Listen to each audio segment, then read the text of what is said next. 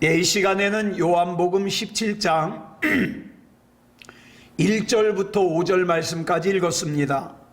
오늘은 요한복음 43번째 시간으로 부제목은 겟세마네 동산에서의 예수님의 기도입니다. 겟세마네 동산에서의 예수님의 기도. 자, 오늘은 지난 시간에 나누던 보혜사 성령님에 대해서 조금 더 나누고 요한복음 17장 들어가겠습니다.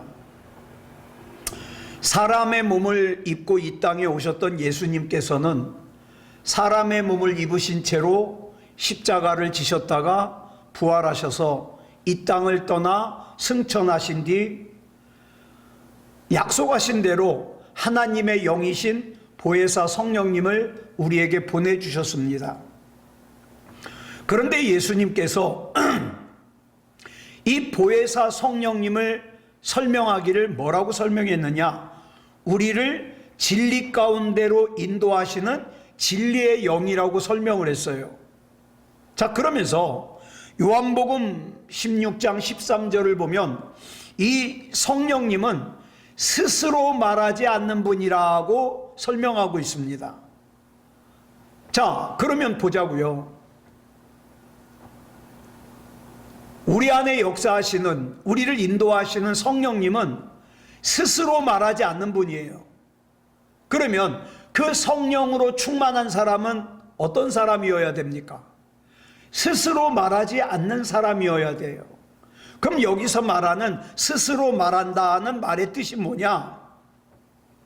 자기 마음 내키는 대로, 자기 생각이 가는 대로 막 함부로 얘기를 하는 거죠. 그럼 함부로 말한다는 게 뭐냐? 때와 장소를 가리지 않고 자기 불만의 말, 자기 불평의 말, 자기 분노의 말을 터뜨려내는 거예요. 그런데 이런 사람들의 대표적인 특징이 뭡니까? 금방 후회해요. 내가 왜 그 말을 했지? 내가 왜 그렇게 반응했지? 금방 후회합니다. 여러분, 그리스도인이라고 해서 어찌 평생 살아가면서 화낼 일이 없겠습니까? 화낼 일 있죠. 얼마든지 화낼 일 있죠. 그러나 그리스도인에게는 아무리 화가 나도 할 수 있는 말이 있고 해서는 안 되는 말이 있어요. 예수님께서도 분노하신 때가 있었죠. 예루살렘 성전에 가셨는데 예루살렘 성전 안에 자기 욕망에 사로잡힌 장사꾼들이 아주 그냥 더럽혀져 있어요. 채찍을 휘두르고 그들을 쫓아내고, 예수님께서 그 욕망에 사로잡힌 그 사람들을 갖다가 채찍을 휘두르고 그 다음에 쫓아내시고 좌판을 뒤집어 엎으시고 그러면서 분노하셨어요. 그러나 예수님께서 그 분노의 절정에서조차 함부로 말씀하시지 않았습니다. 한 사람의 신앙은요, 언제 드러나느냐? 그 사람이 가장 편하게 얘기할 수 있는 상대와 어떻게 말을 하느냐를 보면 알 수 있어요. 여러분이 가장 편안하게 생각하는 사람에게 하는 그 말과 행동이 바로 여러분의 진짜 신앙이거든요.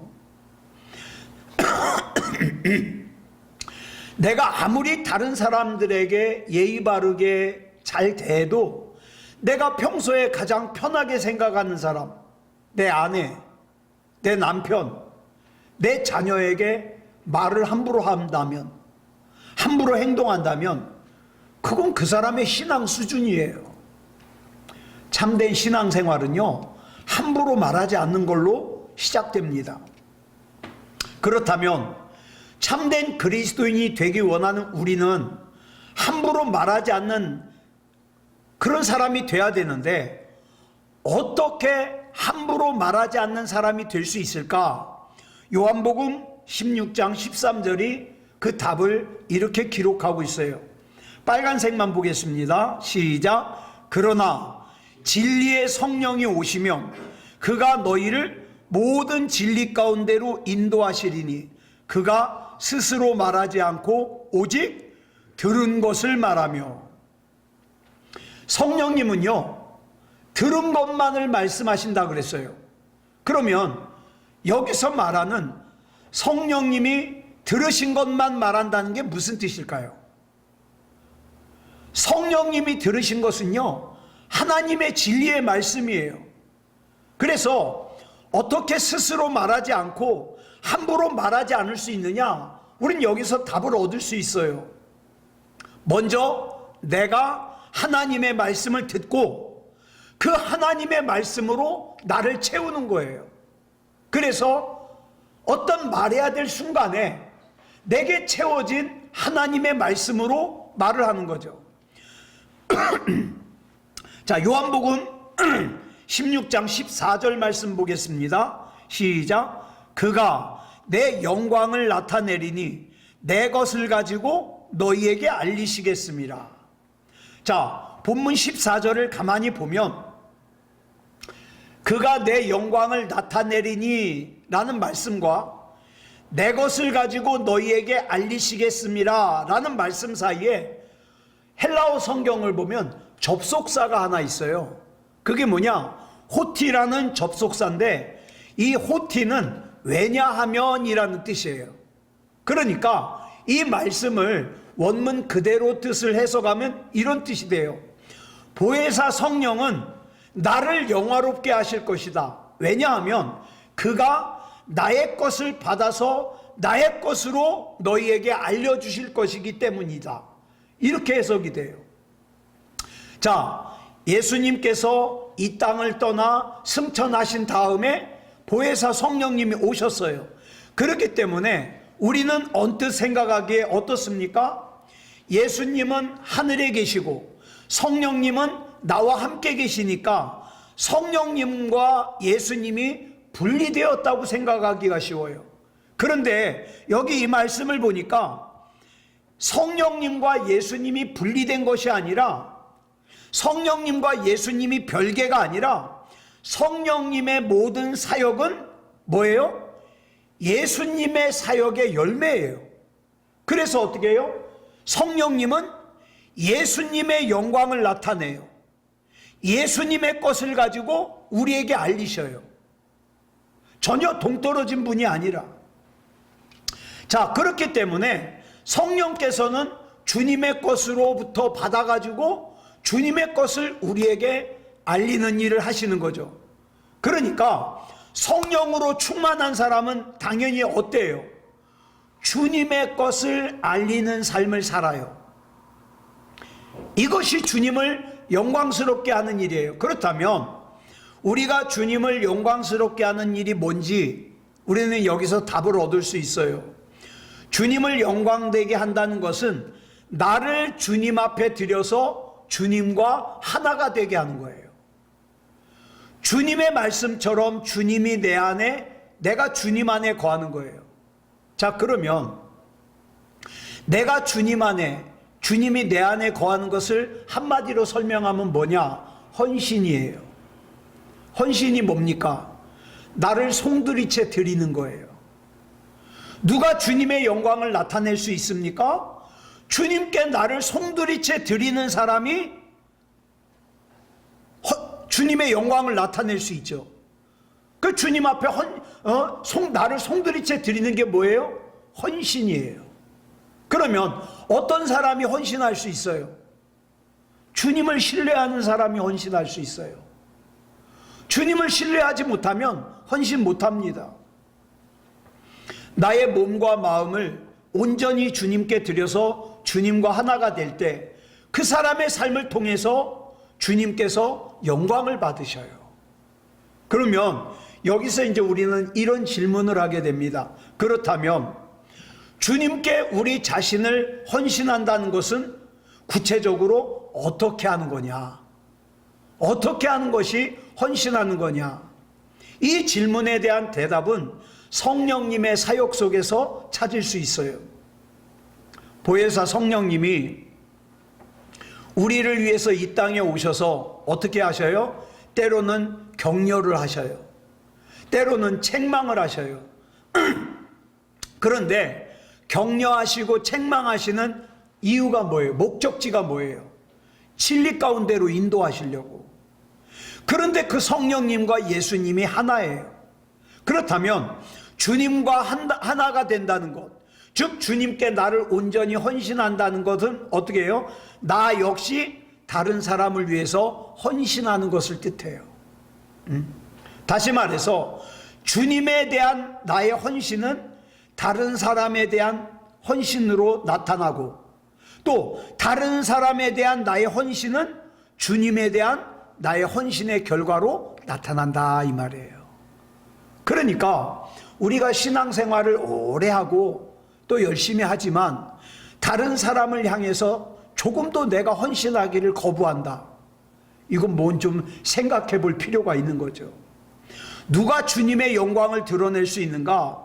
주님 안에서 다른 사람을 위해 헌신하는 사람이 주님의 영광을 드러낼 수 있어요. 누가 성령 충만한 사람인가? 다른 사람에게 헌신하는 사람이요. 다른 사람에게 헌신하지 못하는 사람은 어떤 경우에도 주님의 영광을 드러낼 수가 없어요. 그러므로 온전한 신앙이 뭐냐? 하나님과의 관계와 다른 사람과의 관계가 온전한 것, 건강한 것, 이게 온전한 신앙이죠. 자, 요한복음 16장 16절부터 17절까지 보겠습니다. 시작. 조금 있으면 너희가 나를 보지 못하겠고 또 조금 있으면 나를 보리라 하시니, 제자 중에서 서로 말하되 우리에게 말씀하신 바 조금 있으면 나를 보지 못하겠고 또 조금 있으면 나를 보리라 하시며 또 내가 아버지께로 감이라 하신 것이 무슨 말씀이냐 하고, 이제 죽음을 불과 몇 시간 앞두고 예수님께서 사랑하시는 제자들에게 이렇게 말씀하셔요. 너희들이 조금 있으면 너희들이 나를 보지 못할 거야. 또 조금 있으면 나를 볼 거야. 근데 제자들이 이 말을 못 알아들어요. 왜냐하면 조금 있으면 너희가 나를 보지 못하겠고 라는 말씀은, 아, 예수님이 그러면 죽으시면 못 보는 건가? 이거는 알아들었다 하더라도 그 다음 말씀, 또 조금 있으면 나를 보리라, 이 말씀과 연결 지을 수가 없어요. 그럼 여기서 말씀하시는 조금 있으면 나를 보리라, 이 말씀의 의미가 뭘까? 예수님께서 죽으신 다음에 제자들이 예수님의 환상이라도 본다는 뜻일까? 그렇지 않습니다. 그러면 분명히 십자가 위에서 예수님께서 죽으셔서 그 시체가 산 사람들로부터 격리되었던 주님께서 이 땅에 있는 제자들을 다시 보리라, 뭘 뜻할까요? 우리는 짐작할 수 있습니다. 왜? 짧게는 예수님께서 죽음을 깨뜨리고 부활하셔서 제자들을 만나신다는 뜻일 거야. 짐작할 수 있죠. 길게로는 예수님께서 승천하신 뒤에 이 땅에 다시 강림하실 때 성령님 안에서 역사하실 주님의 영을 뜻하는 걸 거야. 이렇게 짐작할 수 있습니다. 어쨌든 어느 쪽이든 주님의 이 말씀이 강조하는 바는 인간의 죽음이란 결코 영원한 격리가 아니다, 이 뜻이죠. 영원한 단절이 아니다. 오히려 전혀 새로운 생명, 영원한 생명의 시작이라는 뜻이죠. 여러분, 우리가 이 땅에 살아있는 동안에 진리를 쫓아 살아야 될 이유가 바로 여기 있습니다. 저와 여러분이 예수님을 잘 믿어야 되는 이유가 바로 여기 있어요. 이 땅에서 진리를 쫓아 걷던 사람에게만, 예수님을 구주로 잘 믿던 사람에게만 이 땅을 떠나는 순간 영원한 생명의 길이 펼쳐지기 때문이에요. 네? 이건 마치 무엇과 같으냐? 시험 준비를 잘한 학생은 시험 보는 날이 어때요? 자기 공부한 것이 드러나죠. 그렇지만 시험 준비를 안 한 사람에게는 어때요? 아주 만나기 싫은 시간이잖아요. 이 땅에서 허망한 욕심을 쫓기 위해서, 이 땅에서 허망한 정욕을 쫓기 위해서 진리 밖에서 살다가 어느 날 내 코끝에서 호흡이 멈추는 순간 내 육체에서 생명이 떠나는 순간 그 인생은 어리석기 짝이 없어요. 허망하기 짝이 없어요. 그렇기 때문에 우리는 결단하지 않으면 안 됩니다. 왜냐하면 저와 여러분 가운데 우리 코끝에 호흡이 언제 멈출지 아는 사람이 없거든요. 어쩌면 오늘 밤에 잠자다가도 호흡이 멈출 수 있고, 그죠? 응? 어떤 분이 그런데요, 자기는 아침에 집을 나서기 전에 식구들을 꼭꼭 안아준대요. 왜? 자기가 오늘 저녁에 집으로 다시 돌아올 수 있다는 보장이 없으니까. 저는 그 글을 읽고 참 감동을 받았어요.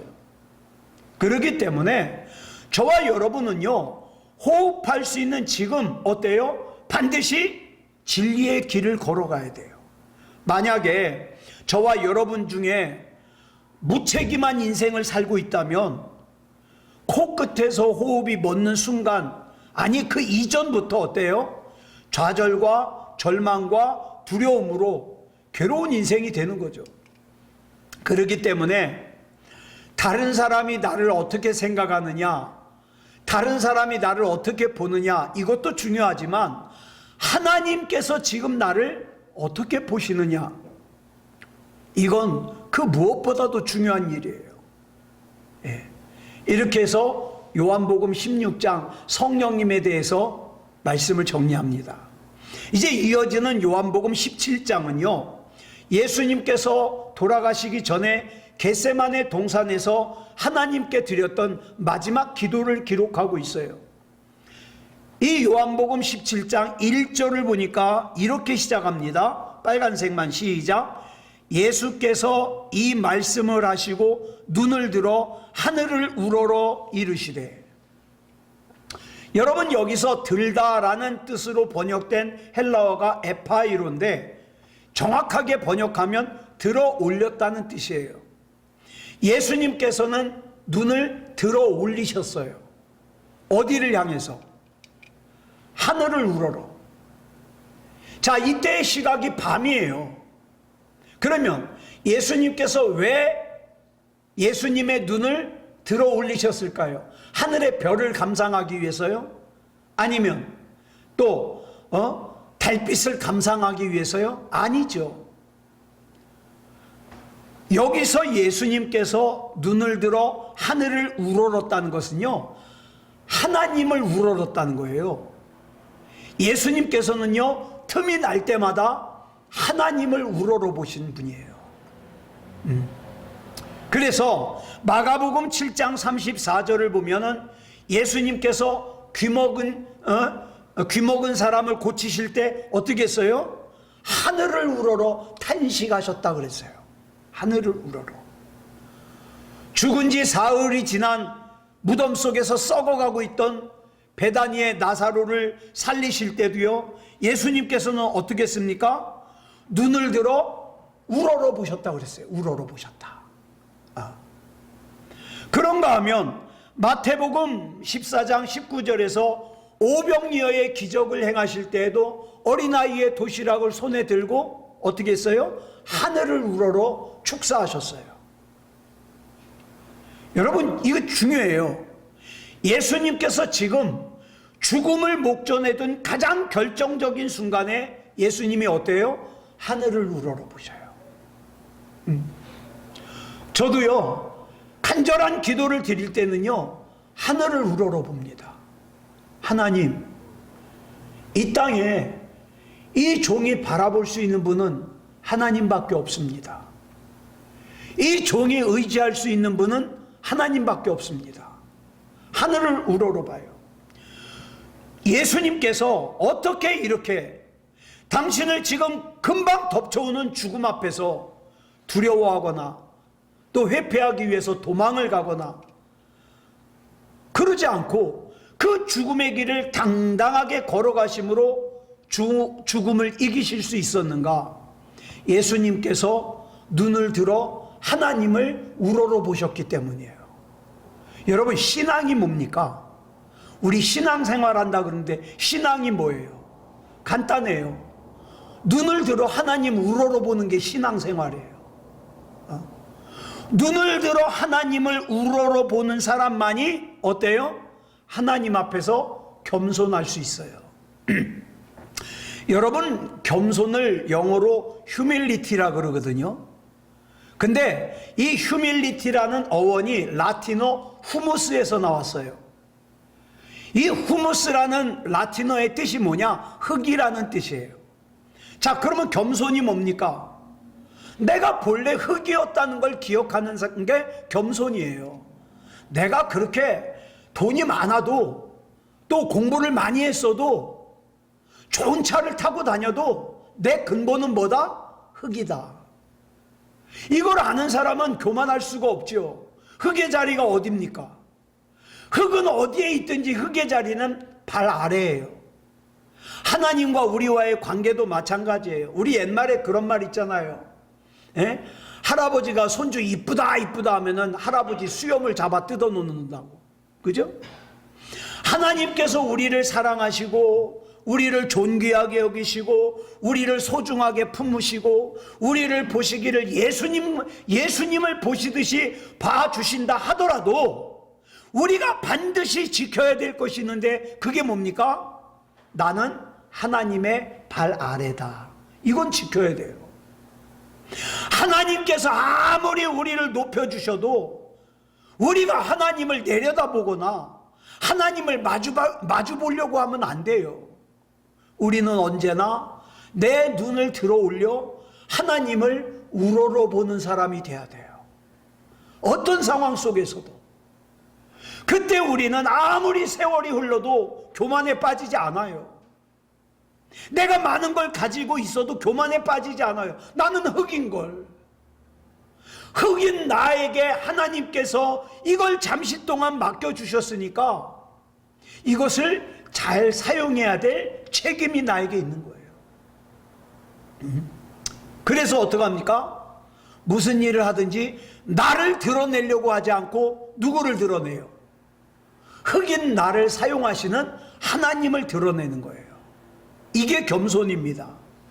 예수님께서는 본문을 통해 하나님께서 예수님을 이 땅에 보내신 목적, 이 땅의 만민을 다스리는 권세를 주신 목적이 뭔지를 정확하게 밝히고 있어요. 그 목적이 뭐냐? 오직 하나예요. 우리에게 영원한 생명을 주시기 위해서.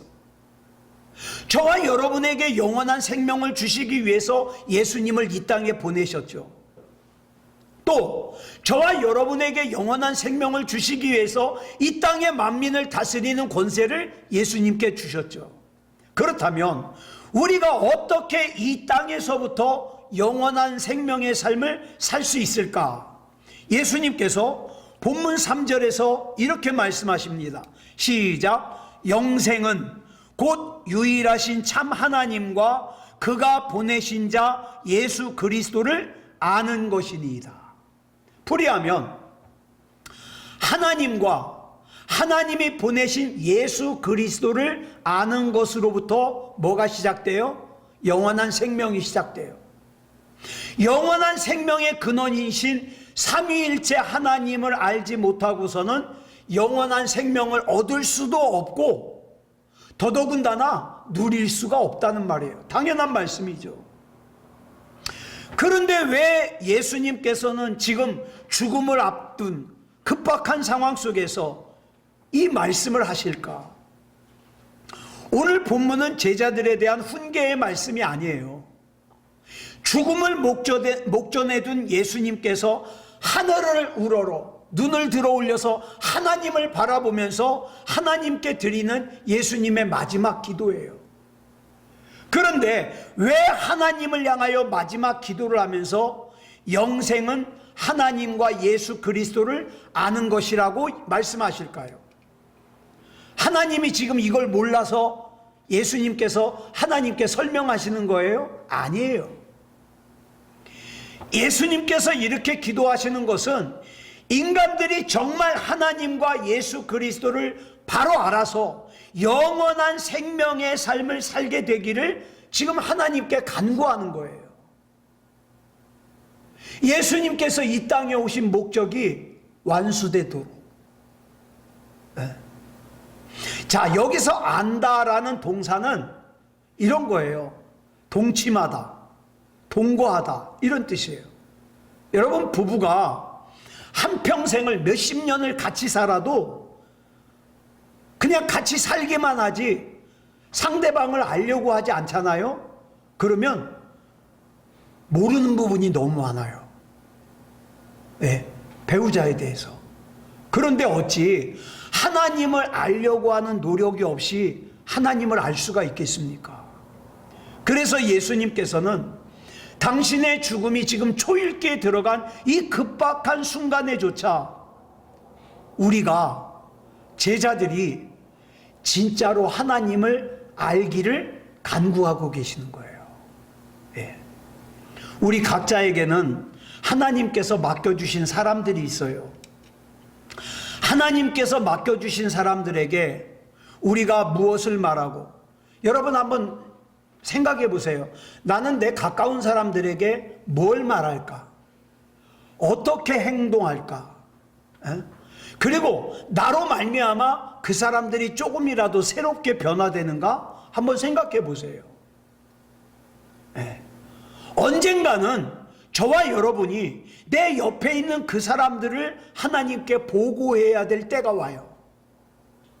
하나님께서 나에게 맡겨주신 사명을 내가 이렇게 감당했나이다 라고 보고해야 될 때가 와요. 이것에 대해서 기록하는 것이 본문 6절 말씀이에요. 시작. 세상 중에서 내게 주신 사람들에게 내가 아버지의 이름을 나타내었나이다. 이게 예수님의 말씀이에요. 예수님께서는 그 예수님 옆에 있던 소중한 사람들에게 세 가지 일을 하셨어요. 첫째, 오늘 본문 6절을 보니까 아버지의 이름을 나타냈다 그랬어요. 아버지의 이름을 나타냈다. 여러분, 저와 여러분은요, 내 옆에 있는 사람들에게 하나님의 이름을 나타내려고 해야 되지 내 이름을 나타내려고 하면 안 돼요. 나 이창원 목사 내 이름 좀 알아줬으면 좋겠어. 이런 생각을 먹는 순간 어떻습니까? 내 주변에 있는 사람들은 내 이름을 나타내기 위해서 사용되는 도구가 돼버려요. 왜? 목적이 내가 유명해지는 거니까.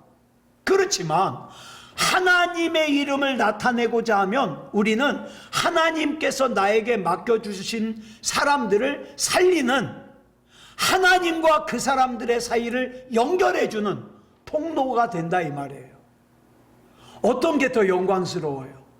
통로가 돼야죠. 그래서 나는 내 옆 사람에게 하나님을 한 번이라도 더 얘기할 수 있는 거예요. 그 다음에 두 번째로 하신 게 뭐냐? 자, 본문 8절 보겠습니다. 시작. 나는 아버지께서 내게 주신 말씀들을 그들에게 주었사오며. 예수님께서는 사람들에게 예수님 생각을 얘기하지 않으시고 예수님 마음을 얘기하지 않으시고 하나님께서 주신 말씀만 전했어요. 하나님께서 내게 주신 사람들에게 내 말, 내 생각, 내 사상을 전하려고 하면 안 돼요. 나의 말로는 사람들을 새롭게 할 수가 없어요. 그저 하나님께서 내게 주신 말씀을 전하는 거예요. 그 다음 세 번째로 무엇을 하셨냐면 본문 9절을 보면 예수님께서는 세상의 돈을 위해서, 세상의 성공을 위해서 기도하신 적이 없어요. 오직 하나님께서 맡겨주신 하나님의 사람들을 위해서 기도하셨어요. 우리 같이 읽겠습니다. 시작. 내가 그들을 위하여 비옵나니. 내가 비옵는 것은 세상을 위함이 아니요 내게 주신 자들을 위함이니이다. 그들은 아버지의 것이로소이다. 여러분, 내 자식도 아버지 거예요. 내 부모도 아버지 거예요. 내 형제도 아버지 거예요. 그래서 기도는요, 내가 누군가를 위해서 기도하잖아요. 내가 누군가를 위해서 기도하면 나와 내가 기도하는 그 사람 사이에 이질감이 극복이 돼요. 기도는요, 내가 누군가를 위해서 기도하면 그 사람의 허물을 가리고 그 사람의 장점을 찾아내는 능력이 있어요. 그래서 어떻습니까? 처음에는 섭섭해가지고 그 사람을 위해서 기도했는데 기도하다 보니까 섭섭함이 가려지고 그 사람을 위한 중보의 기도가 나오는 거예요. 그 대상이 좁게는 내 가족이 될 수 있고 내 동료가 될 수 있고 넓게는 내가 만나는 사람들. 여러분, 기도는요 내 가슴으로 끌어안는 포용력이에요. 말로는 다른 사람들 듣기 좋은 말 할 수 있어요. 그런데 가슴으로 끌어안는 포용력은 기도하는 사람만 할 수 있어요. 기도는 그 사람을 하나님의 은총 안에서 새롭게 살리는 능력이 있습니다.